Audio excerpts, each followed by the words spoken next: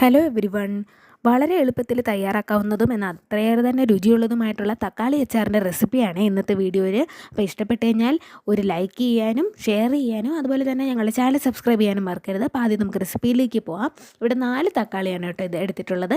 ഇനി ഇത് നമുക്ക് കട്ട് ചെയ്തെടുക്കാം ചെറിയ കഷ്ണങ്ങളാക്കി. അടുത്തതായിട്ട് നമുക്ക് വേണ്ട പ്രധാന ഇൻഗ്രീഡിയൻ്റ് എന്ന് പറയുന്നത് പച്ചമുളകാണ്.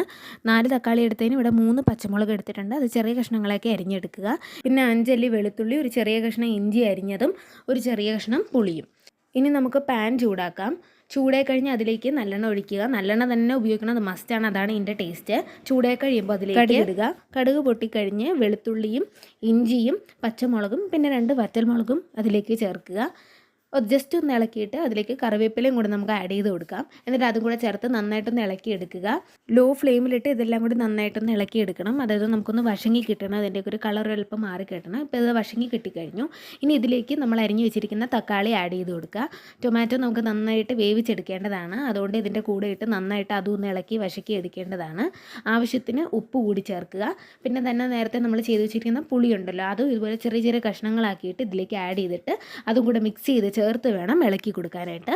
ലോ ഫ്ലെയിമിലിട്ട് ഇളക്കിക്കൊണ്ടിരിക്കുക. ഇടയ്ക്കിടയ്ക്ക് ഇങ്ങനെ ഇളക്കി കൊടുക്കണം. ഹൈ ഫ്ലെയിം ഇട്ടരുത്, കാരണം അത് കരിഞ്ഞു പോകാനായിട്ട് ചാൻസ് ഉണ്ട്. അപ്പോൾ ഇതിങ്ങനെ നമ്മൾ ഇളക്കിക്കൊണ്ടിരിക്കണം. ഇതിപ്പോൾ നമുക്ക് നന്നായിട്ട് വെന്ത് കിട്ടി കഴിഞ്ഞു ആ തക്കാളി. ഇനി നമുക്കിതുപോലെ നടുക്ക് ഒരു സ്പേസ് ക്രിയേറ്റ് ചെയ്യാം. ആ തക്കാളിക്ക് ഇങ്ങനെ അറ്റത്തേക്ക് വെച്ചിട്ട് നടുക്കൊരു സ്പേസ് ക്രിയേറ്റ് ചെയ്യാം.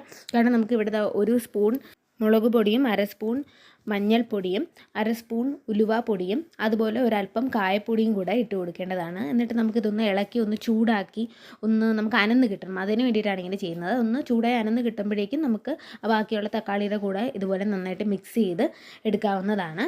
Law flame to medium flame വരെ നമുക്ക് വെച്ച് ചെയ്യാവുന്നതാണ്.